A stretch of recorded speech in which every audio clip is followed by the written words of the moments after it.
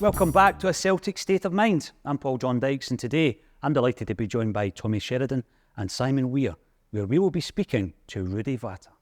RUDI VATA, welcome to Barra's Art and Design. We're here to talk about a quite incredible story. You finally got it into print. How does it feel to see that book today for the first time? Very emotional, to be honest. It felt like, obviously, you have gone through a journey that you had never known that you could go through, and you could face all those challenges, and you can fell down and stand up again and build up step by step. I think a very good football career, but also becoming a good human being is very important. So, and I feel like I have improved a lot. I have learned a lot. I have become very rich in achieving those things. I feel very, very, very rich, because this is what God kind of tastes you, those moments that you have to show your character, you have to show your determination, the discipline. You'll make mistakes for sure, because I made a lot of mistakes in my journey, and but as I say, learning and improving has been the main thing. So I was a quick learner, and I had already made that plan that I am going to become a professional football player and play in a top league, and that was only up to me, and as it is stated there, it's in my country everything was isolated. I had and I decided to do something that I had never done before, because I wanted something that I never had.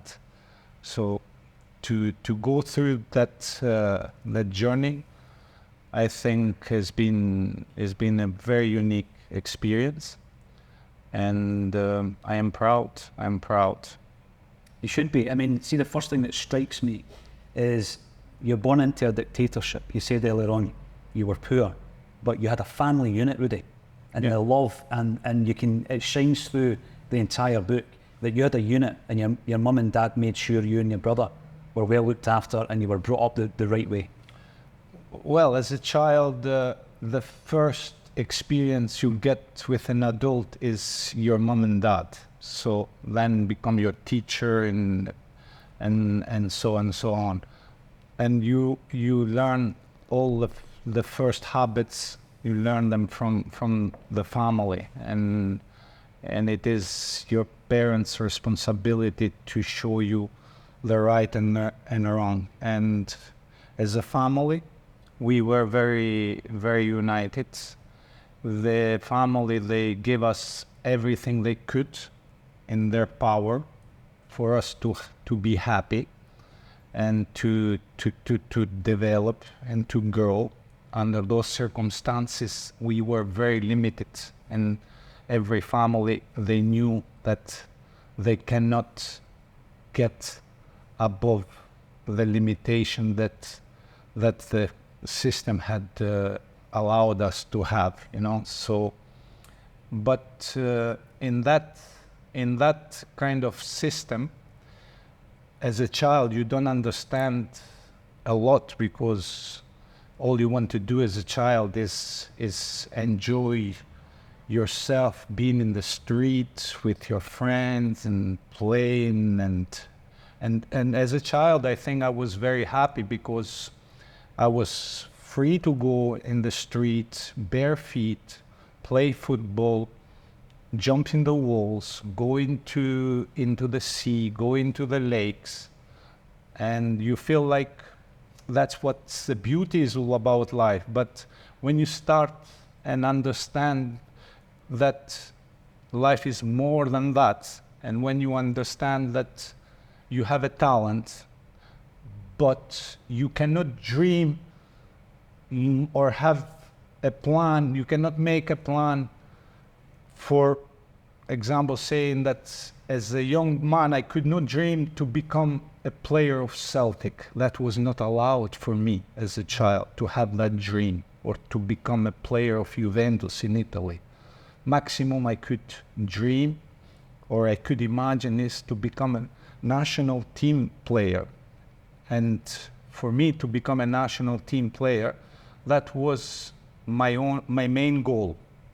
And that's what I worked from early age. Every day I woke up with that plan, that one day I'm going to be in national team. And that was the biggest achievement you could get in that system. And but God had planned other things, and I know so many young players before me, they had big talent and they never had that opportunity to escape and to look for the freedom and to get that opportunity to grow and develop, you know. But in a sense, I was lucky, but also I had to make that decision, because if I had not made the decision, then my whole life could have ended up being different, you know. So, but I made the decision in the right time, in the right moment, and yeah, I was ready for that challenge. You know, when you think about a communist state and you don't really understand what it's like to live day by day. Give us an example, Rudy. You're talking about cold winters, dark winters. You know, you had to go on a list to get a TV, and when you got that television, it was one channel, and it was a state channel, and it was giving you propaganda, and they didn't want you to leave the bubble, did they? They didn't want you to leave Albania. Well, the propaganda was very simple. We were taught in the school that we were the best country that existed in Earth. We had no access to other TV channels. Everything that was shown to us was represented in the best possible way to convince us that this is the country that all the Western countries love to be and to have, but they cannot, because we have our leader Enver Hoxha, who is the most powerful person in Earth. So completely brainwashed, you know, and in general, most of the people believed Enver Hoxha. In general, most of the people were supporting Enver Hoxha, and I think Enver Hoxha existed because he had the backing of his people, you know, and the minority was the people who were against him, against his system. Because he was in power for something like 45 years. Exactly. And when I think now, I think was not Enver Hoxha's fault that he created that system, and he dictated us, and he kept us isolated for 45 years. I think he did what he had to do so he could stay there, but was up to the people to make a decision to get together and fight the system. But obviously we didn't do that, and that I am a bit disappointed, because freedom for me, I think it's everything in life. If you don't have freedom, you're not living life. Freedom is everything, and for so many people to accept to live for so long under that kind of regime, I think it's poor. It's poor. I know it's my people. I know so many people suffered because of the communists, but we could have done something. We should have done something for him not to become a winner, because in many ways he became a winner, Enver Hoxha, living and creating that system for 45 years and destroying people's life and people's dreams for so long. I think for sure he must be in hell, for sure. I think about some of the words you used in the book, and it was ambition. You weren't allowed to have ambition. You weren't allowed to have dreams. And you would sit in your dad's old vehicle with your brother, which hadn't been driven for something like 20 years, and just dream about driving. Yeah, we had an old vehicle in the house before 44. Albania was liberated, was from the Nazis, and my uncle, he had a car, and eventually the system kind of confiscated everything. Everything had to become part owned by the government. So my grandfather, on my mother's side, he was a hotel owner, and they confiscated his hotel. And if you had gold coins at the time, people used to trade with gold. So the communists managed to get most of the goods from the people, and they created a system where everybody had to be the same, and nobody had to have anything more than the other people. So we were dressed the same, we had the same clothing kind of platform. The food we were allowed to eat was the same, because in the market you were allowed to eat and go and buy, for example, with 500 gram of cheese for 4 members of a family per month, or 2 liters of oil per month. Everything was Rations, yeah. Everything was dictated, so everybody were equal. Mm-hmm. We were equal, and we were completely brainwashed, because even the chickens you were not allowed to have. Never mind another animal or whatever. Everything had to be owned by the farm. The farmers, they started to work for the government. So the cows, the sheep, they controlled everything, and they gave us whatever they wanted based on family members, and that's how it was they created the system. Incredible to think about it, but there was one wee ray of hope. On one given day, on that one channel, they showed a team from Glasgow called Celtic playing in Europe. Yeah, I think obviously was Partizan Tirana was playing, and this was a big thing for the whole country when the national team or the teams from the league, they participated in Europe, and that was a big thing. Everybody was in front of the television and kind of watching. And I remember that game. I was very, very young man, of 13, 14 years old, when I saw that Celtic playing Partizan Tirana and Ceman Stafa Stadium on television. You could see the difference in the numbers. I remember the numbers were in the shirts, and that was very unique for a football team. Mm-hmm. And you could see the long hair and the beard of Danny McGrain. You could see the players that... Was that true? There was a story that, I don't know if this was true, that you weren't allowed to have a beard. No, there was a story that Danny McGrain might have to shave to play. Exactly. No, we were not allowed to have long hair. Everything had to be, this is a bone. It's called the communist bone. Your hair could not be longer than here. You could not leave it longer to here. You could not have longer hair, because that was kind of decadent and West. Exactly, Western fashion. So I had experiences wearing blue jeans. Yeah. Because since I was 15 years old, I started to play for national team, and I was going in different countries for Balkan Cups in Bulgaria or Greece, and I was seeing something not right, and that was called so many times in the offices that the blue jeans, you're demonstrating that you are pro-Western, and I was not even allowed to wear blue jeans, even though you had to go abroad and buy and bring them home. No, because this is a bad example for the young generations, and we don't want them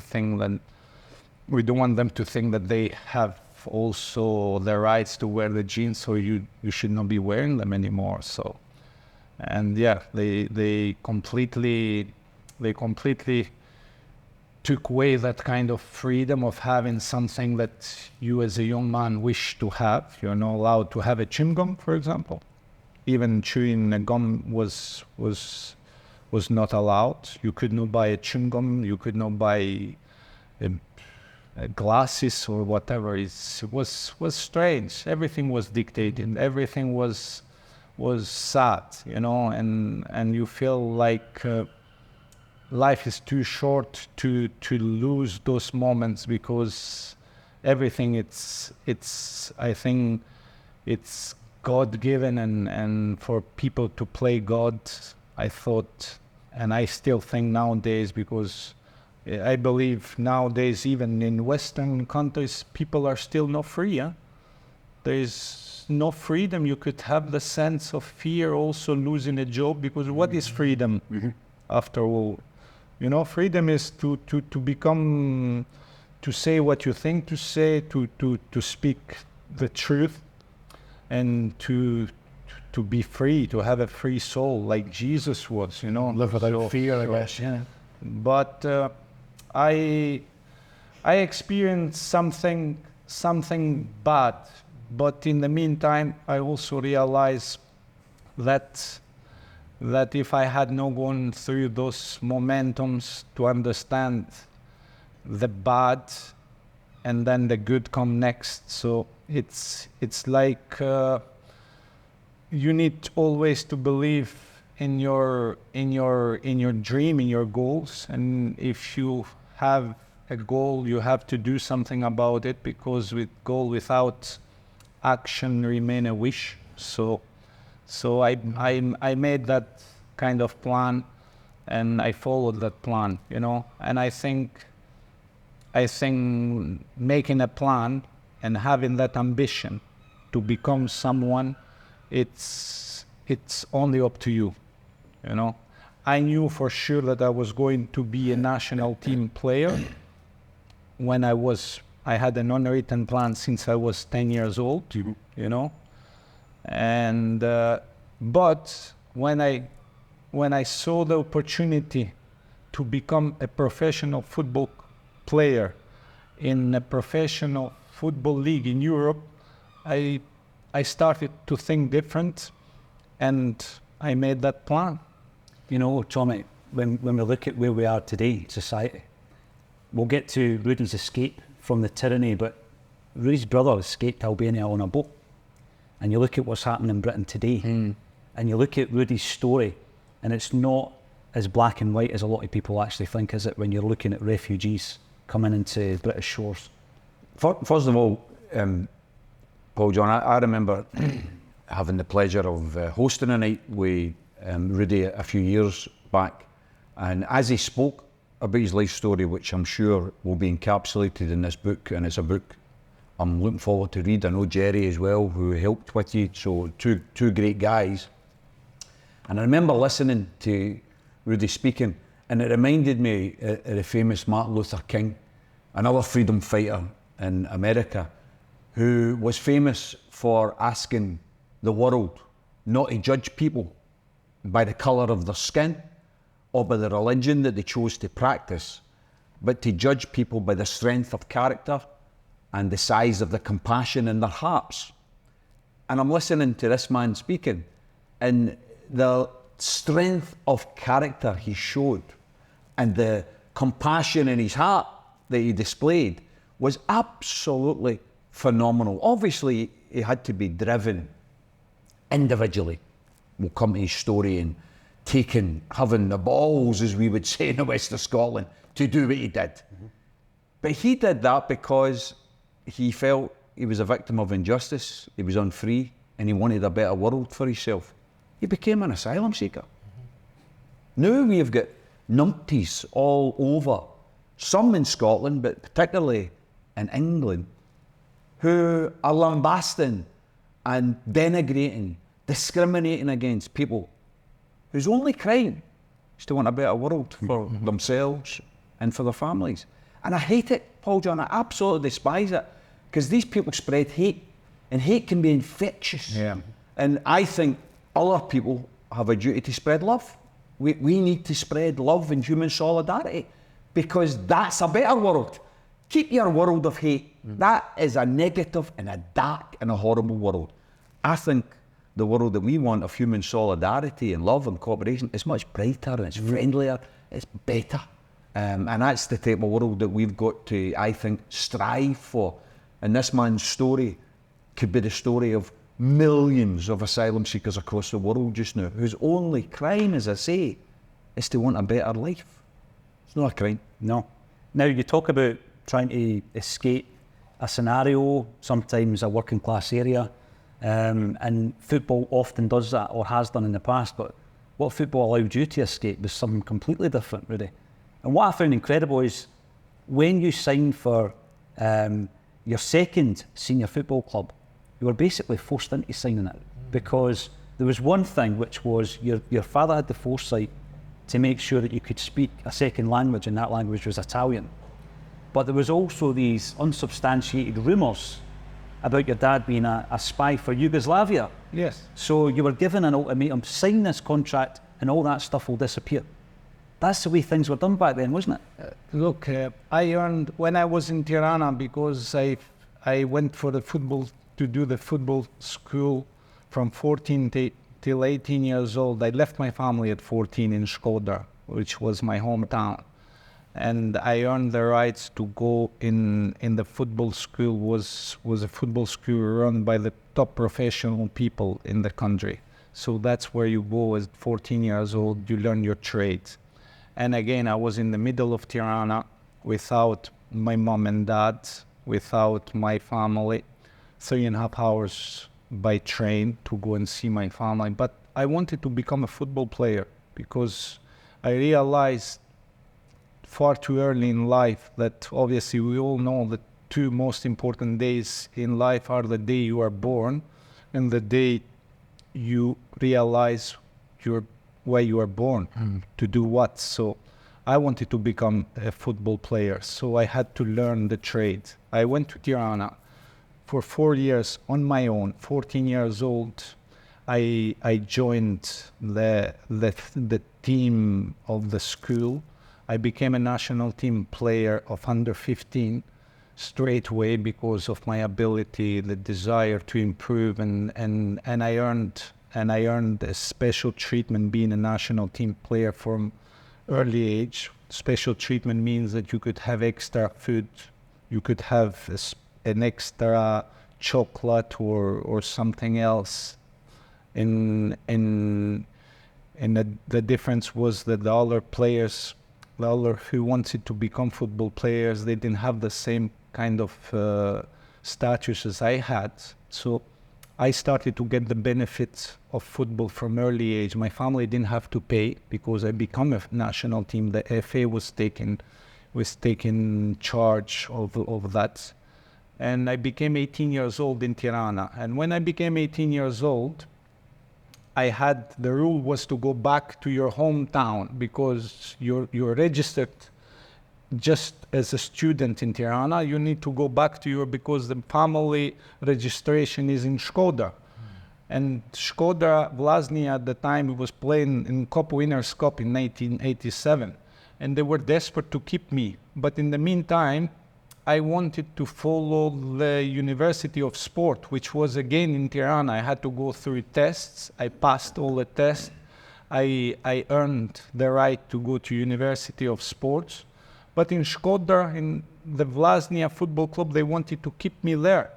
And somehow they built up so many false information for my father, which was married to a daughter of a Yugoslav woman, because my granny Jelena, she was married to my granda before 1944, when Albania closed down.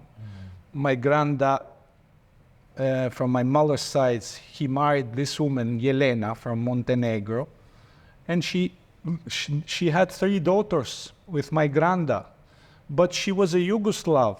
So somehow the system, they created a platform to get anonymous people to write letters that my father was a spy of this UDB, was the secret underground of Yugoslavia, and they were kind of accusing my father being a spy and sending information to Yugoslav embassy every month, but without any witness.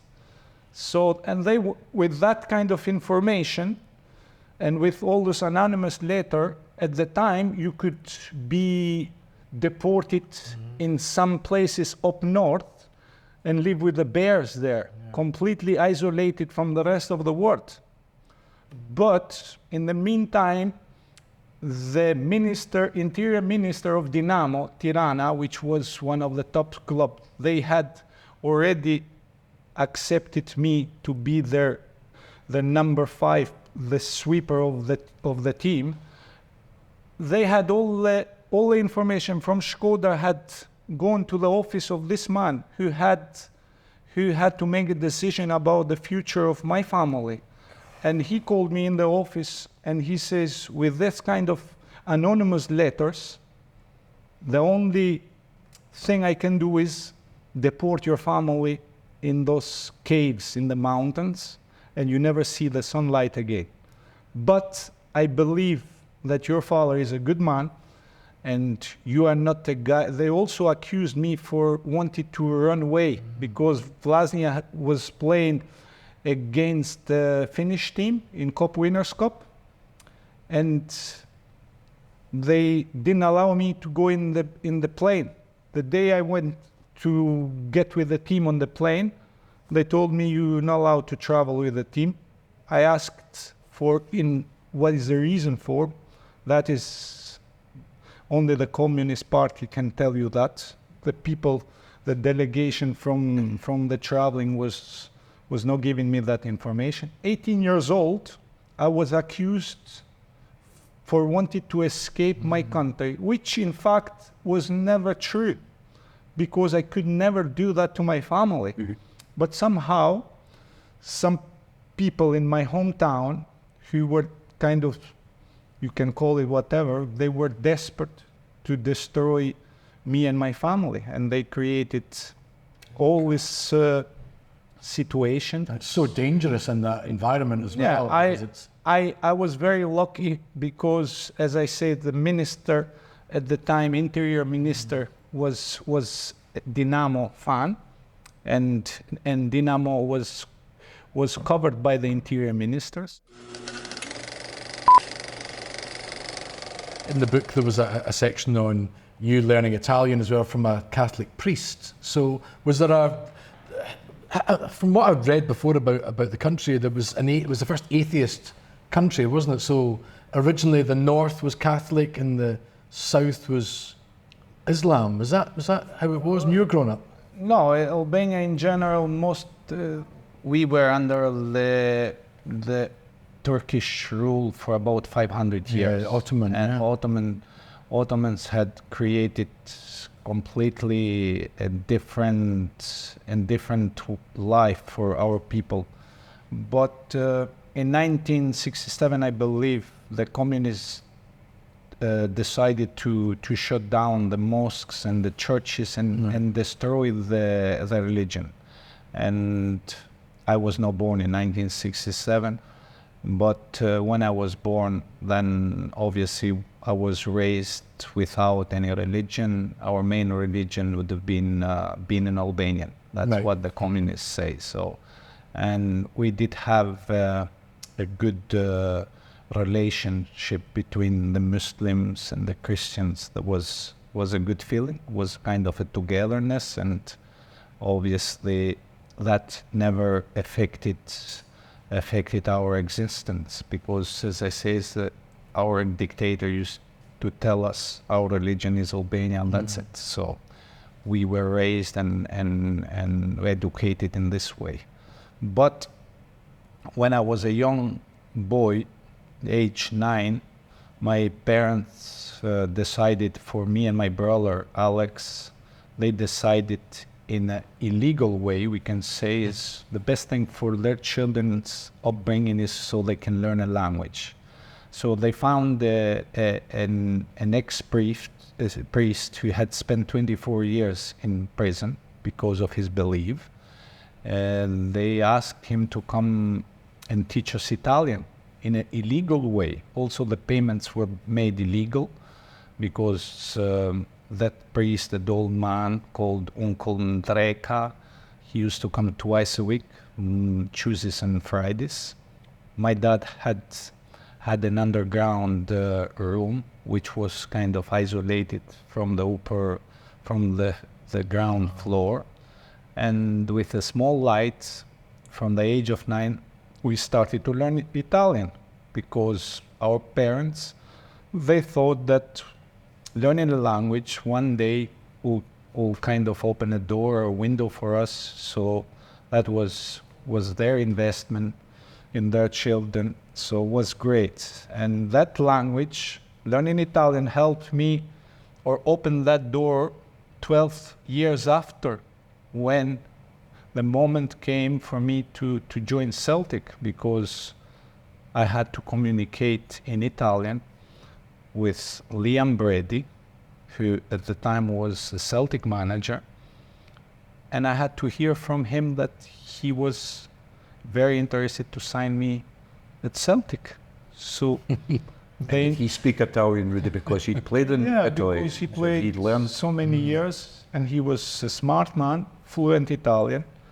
And that was, if it was not for that language and that kind of communication with Liam, maybe I would have never. Fabulous. Amazing, isn't it? That's incredible. amazing, yeah. So that's what, when I call it, for me it's no luck, because my parents, they thought about it, they made a good decision, and it paid off. Yeah.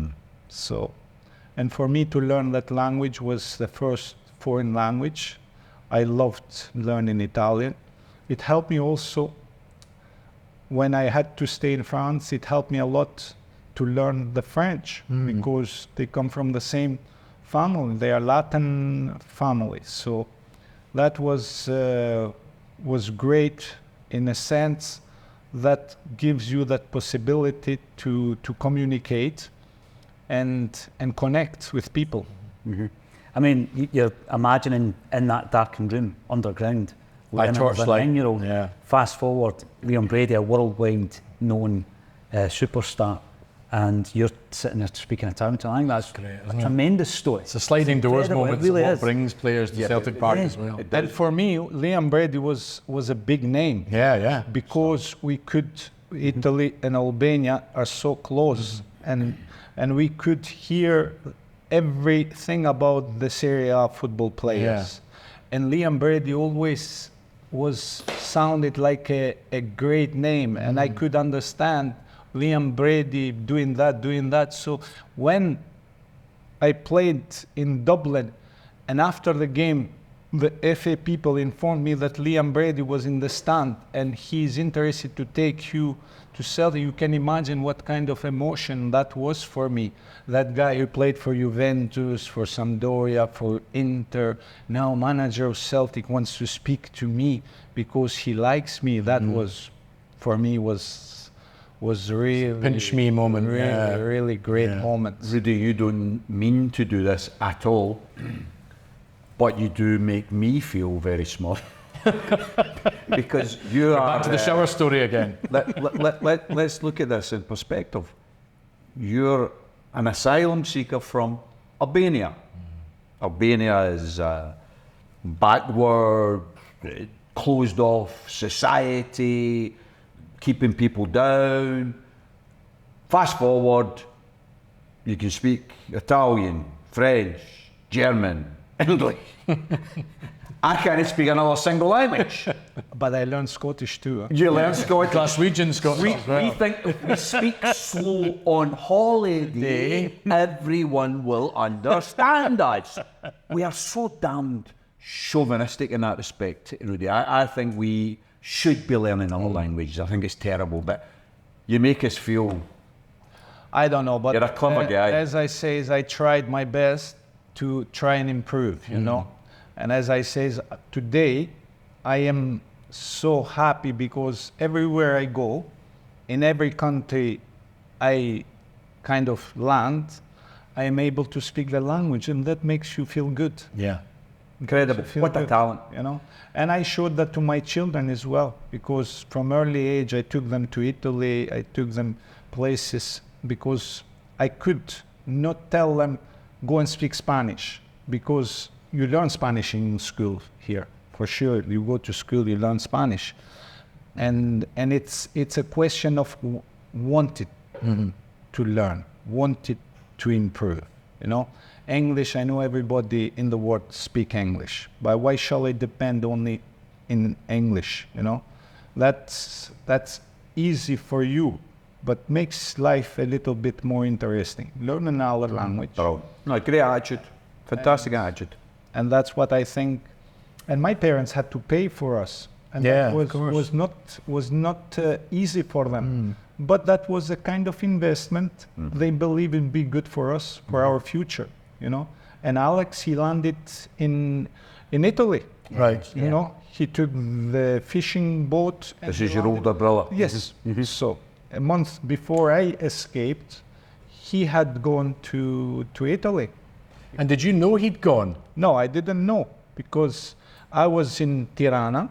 Which is hours away from where you Yes. grew up, of course. We yeah. didn't have telephone lines. And would you have said that on the telephone anyway, considering how, you know, oppressive the regime was?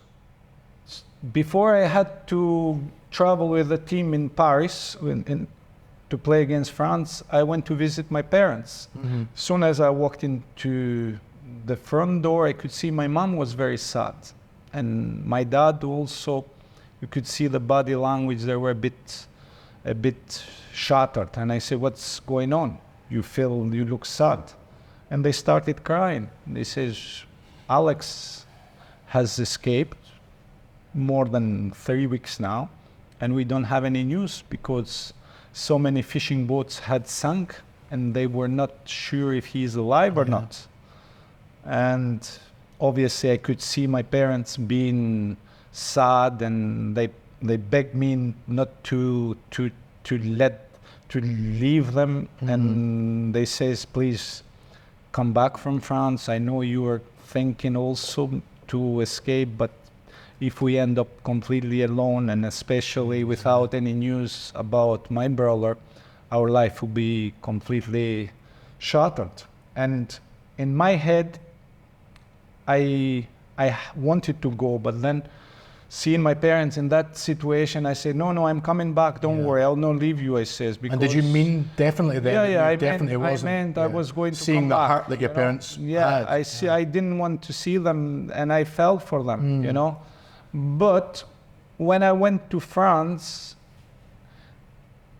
I had the opportunity to speak to some other Albanian immigrants who had escaped the country months before.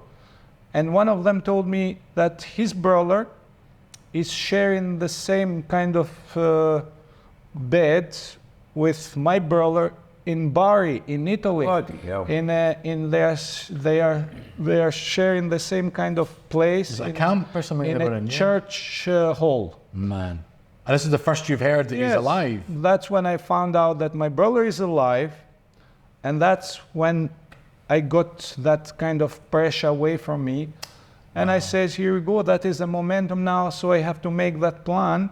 After the game, I have to stay. And I decided to write my parents a letter, and I got a piece of paper and wrote them the reasons I am leaving.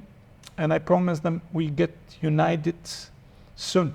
And I'll do everything what I can to get them to France, because But this is all in Paris, Rudy. that at the was in time. Paris. Yes. How many days does this whole thing? Because it's a facet. It's a film. Yeah, It's this waiting really to is. be made. It's a film that's waiting. It's the end of Escape to Victory, isn't it? Really? Because you're in Paris. You meet. I mean, how did you even What meet is the- these people? what is the who then background tell to you all about your this, brother? then? Because Yes. that's fascinating. Those people, obviously, they were immigrants in France. Right. And they already knew that the Albanian national team were playing France. Okay. So they found out the Concorde Hotel in Paris, and they come to the hotel. At the time, they had access right to the receptions and to the hall, and they went to see us. Did somebody ask for you in particular? No, but when we were sitting with them, one of them happened to obviously to understand that his brother is staying with his brother in Italy, and he connected me with his brother, and his brother connected me with my brother. Tinker Tailor Soldier Spy here, really, isn't it? In a Obviously, reception. That is the way that obviously you start and So when do you go and write the letter? Do you go that night and write the letter, or do you give it another day? No, but from this moment now you start and the emotions change, because it's different when your emotions are to go back. Now you start and think, now here we go. You have to build up a new plan here. Yep. I have to make sure now that my parents will accept my decision. They will appreciate that obviously my brother is nice and, and safe. And also they need to accept also because of my future was not going to be better if I had to return back home. So, and I think I gave the letter, I put it into an envelope, and to one of my colleagues, a friend of mine who played for the national team. He was from my hometown. He was going back to Albania, obviously, because... I was going to ask you that, well, you sent it. How did it go back? To a friend, right? Yeah, I had to give it to a friend of mine. He had to hide it, and he went home. Invisible ink. And he sent a letter. And obviously, first of all, my parents were super happy that my brother was alive. Of course, yeah. That was a big relief. They believed that I have the capacity to keep my promises, because I had done so many things before, and I had made them proud for what I did so far. And obviously, I kept my promise, because after 1 year, I got them to Paris, and that was where we got. But you still had a game to play. Yeah. So all this is going in your mind, you're writing a letter, before the game, and you're still going to play against France. So to play one of the best teams in the world, Parc des Princes. You can imagine now all the emotions you go through as a young man, and you have to think about how you're going to escape, because even that it's a lot of pressure, and what are you going to ask, because you get the information from those immigrants that they will ask you so many questions, and eventually ended up for not accepting my status, because you're not a threat. Well, before that gets to it, because people need to hear this. This is a mad story, yeah. You've already thought, when did you decide what you were going to do was leave the dressing room and not go on the bus or not go back? And look at the players you're playing against. I decided before the game that. Right. Oh, right. I decided before the game. Straight after I found out my brother was fit and healthy, then I started to decide I'll play the game. And after the game, the hotel we were located was connected to underground. So I had to go to the hotel, pack the bag, have the dinner with the team underground, and straight to the police station. What do you mean underground? There was an underground passage tunnel or in there, something? It was connected with a tunnel. The hotel. Why? Why was it? This is a film, isn't it?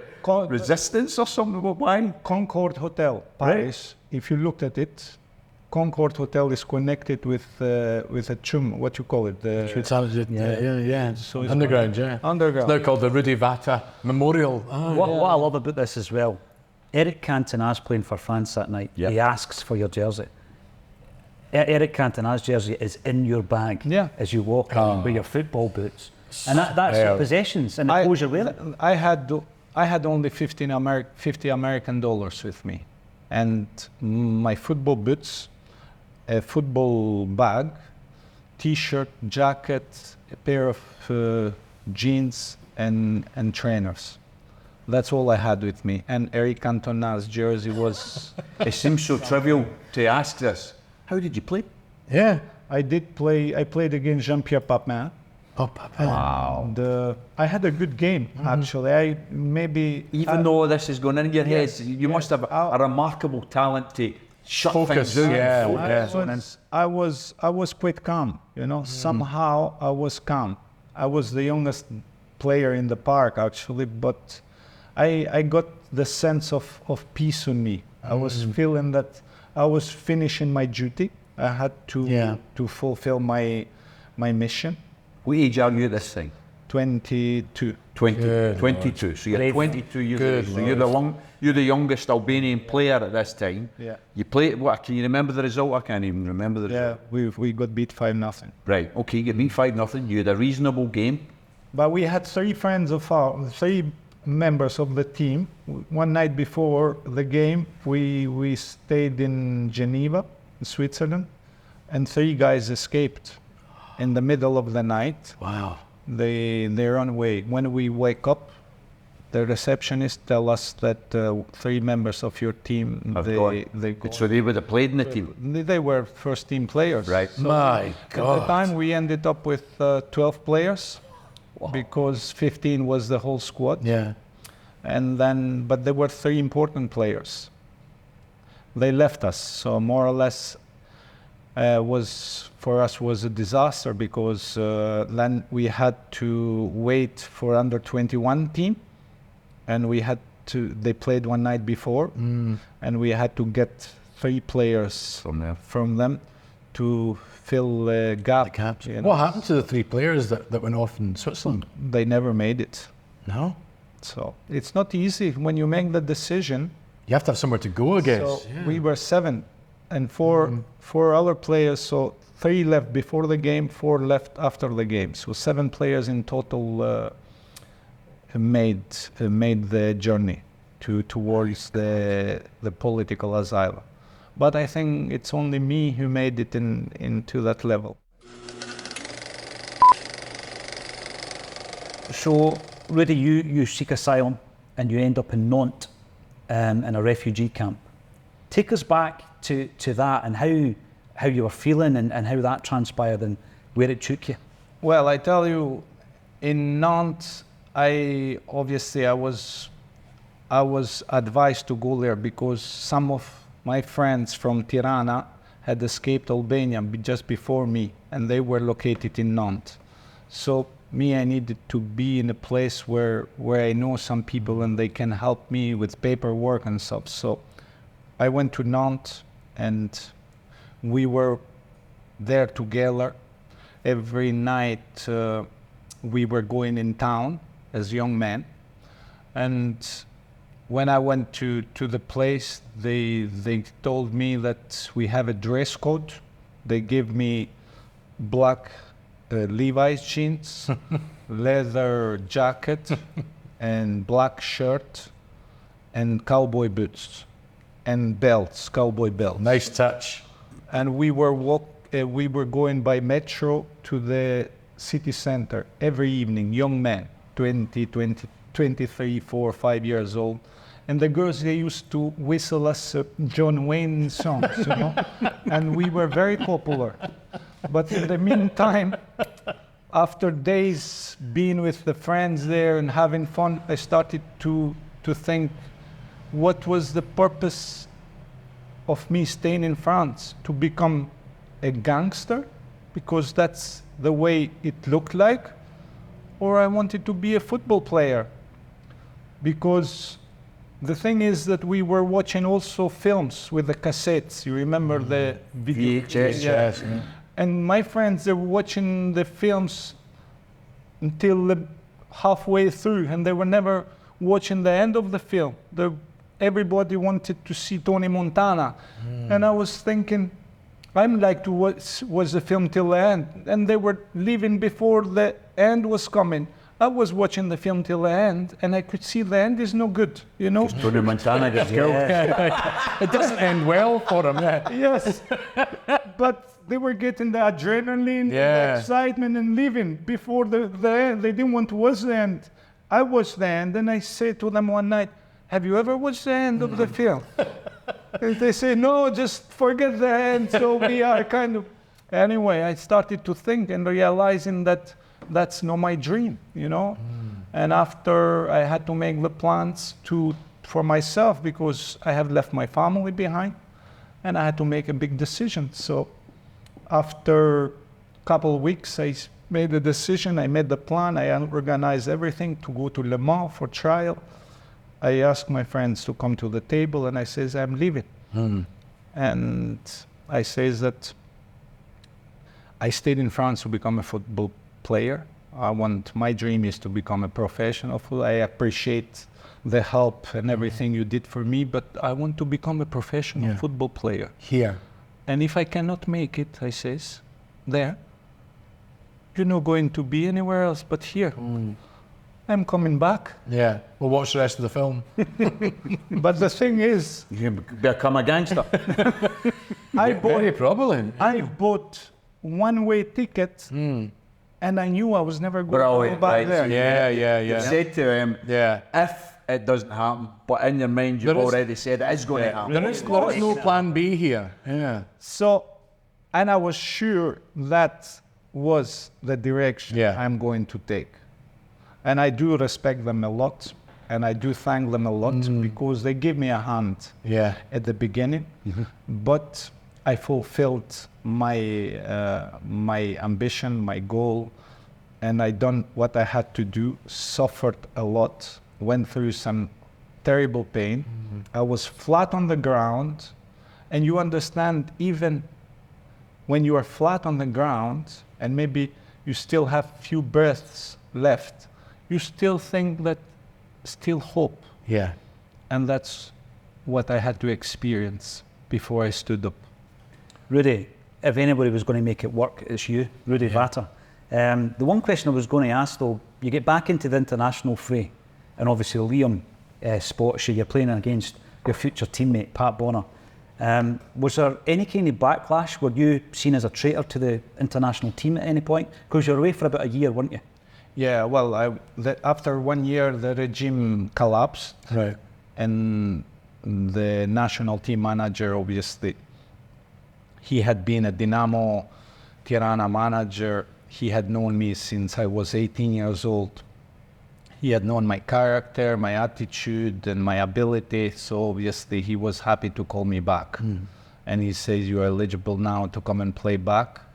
And we went and played in Seville against Spain, May 1992, I think. Yeah, end of April 92. We played Spain. I played against Emil Butragueño. So we got beat 3-0, but Butragueño never scored that game. Well done. So, and I had a good game. And after that, we went to Dublin, and that's how I restarted my national team career. So in Dublin, I was voted man of the match, me and Paul McGrath, I think. Wow. So that was a great game for me. But before that, I had gone through some training in France that I don't think many people could have done, you know. I'm sure that I had to sacrifice my breathing to that level that I almost was thinking that That's what I find fascinating, Rudi. At this time, you've been playing football all your life, you're a young man, you're 22, but did that level of fitness become a gap from where you were to where you had to be? Is that what it is? Yeah, is it the fitness? It was, because in France, first day in training, after I left the friends in Nantes. First day in trial game, I broke my ankle and I twisted my ligament. Man. And I In the first game? Yes, and I had no insurance, and I had not got the title to be accepted as an immigrant. So that's the reason I mentioned that you face the bottom before you stand. Had you made enough of an impression before the injury that they stuck by you? Because that could have been it, yeah. Listen, that was a 78 minutes or so, 80 minutes. Right. so they'd seen enough in you to know that he's a player. Yeah. Because if you'd say that happened in the 5th minute, it might have been different. Yeah. No, but what's happened after is a long story, because I had to go through procedures, and Dinamo Tirana was asking for a lot of money, and the clearance was had to go through FIFA. There was a very tough period, but was a day at the time, you know, and I had to face those days and be strong. That's the reason I say I was completely flat. But when I got back to my feet, I remember waking up 3 or 4 in the morning, because my body was boiling. I wanted to get fit. I realized 2 things in football you need to have: strong legs and big lungs, you know that also. And you can do that only by running or by jumping. And so I woke up every morning, 4 or 5 in the morning, and go straight to the road and run for 10, 15 kilometers. And sometimes you could see that the lorries, they were maybe 1 yard away from you, and they were splashing you. But my goal was to get fit first. And I was living on the 5th floor in the apartment. And when I came back every morning after running, I was doing the frog jumps from the bottom floor till the top floor. So, and I was doing that maybe 5-10 times every up and down. And all the French people, first few days, they were opening the door 4, 5, 6 in the morning. They could hear noises on the stairs. And they realized he's a stupid guy who wants to become a professional football player. You were doing four steps at a time, weren't you? Jumping four all the way up. 4 or 5 steps. And strengthen the legs again and get the ankle back. That's why when I went to Dublin, I played against Niall Quinn and John Aldridge. Oh, God, yeah. And I was jumping on air and I was feeling like I was the king. Right. Winning all the aerial duels. Quinn was huge as well, huge. And that's how I think I was impressed. Yeah, you know? if you can out-jump because Quinn. that work I had done, wow. I got the results. In the apartment building. And are you signed with the club then? Yeah, I was signed with the club, but not in a professional level because. So they couldn't help you with your rehabilitation, or? But before I signed with Celtic, I had the offer in the table to sign them. You know. Right. And I was very, very happy in France. I had a very good. I had settled very well, and I was looking forward to start the season there in Tours, in second division in France, and that was a good level. But when Celtic came, I was thinking, how can that happen to me now? I am so happy to kind of go through all those difficulties and get a club here and do so well. And I settled with the French people. I started to love the lifestyle and everything. And now this club is looking to sign me. The more you're speaking, Rudy, the more you have to make sure that you get a proper agent who negotiates the best film deal. Because the opening still of the film is this wee boy in Albania watching Glasgow Celtic, black and white, grainy. Yeah, it was black and white. And you know what? As that The numbers film on the shorts. goes forward, you're going to walk out playing for that particular. What? Going against Rangers, winning the Scottish Cup. Dream. Rudy, would you come back? Would you come back and speak to us about your Celtic career? Oh yeah. But well, if it was not for the Celtic career, I would not be RUDI VATA today, to be honest. You know, I had my fantastic moments. I had some difficult times, but you know something? The people of Glasgow, the Celtic fans, is what makes Celtic. You know, and those people, I really kind of, I got them in my heart, and I connect them with them everywhere. I go any country, and you can see that I connect with the Glasgow Celtic supporters because that's a special connection. I was not maybe the best player for Celtic, but that feeling and that connection for me was so special. I've got 2 boys who are born in Scotland and with a Scottish woman, so it's a connection that it's just is God kind of planned that, and I always follow the God's road. As long as I am in the God's way, I'll get good results. Thanks very much, Rudy. Thanks for joining us, my friend. Thank you. Brilliant. Brilliant, Rudy. Thanks for joining us once again here at Acsom Design. What an incredible story Rudy has. Join us again next Friday for a Celtic State of Mind.